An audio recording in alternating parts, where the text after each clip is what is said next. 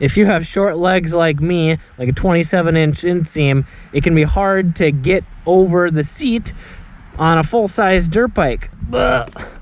Especially if you're stiff. So what do? Well, first, make sure you're getting on the right side of the seat. And you can see this ground is a little bit lower than this ground here, so you can just cheat and go to the higher ground and swing it over.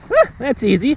But what if it's flat or it's too hard to get to the other side? Well, if you have a really sturdy kickstand, which some bikes don't, you don't want to trust them, you can put it on the kickstand, lean it over, and then you can jump up and swing your leg up and over like that, and then the bike will still be on the kickstand so it doesn't tip over.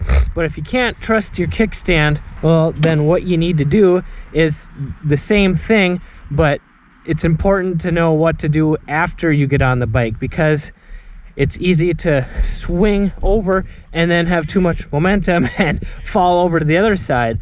So you need to plan ahead and know how to stay balanced on the bike so that you can put one foot down. You only need to put one foot down to keep the bike upright. So what do? Well, you can lean the bike towards you a little bit. This will make the seat height a little bit lower. And then when you do swing over, you can have your leg rest on the seat, and that'll give you a lot more reach with your other foot to the ground. You can see I'm hanging off here because if my butt was on the seat, then my foot barely touches the ground right here.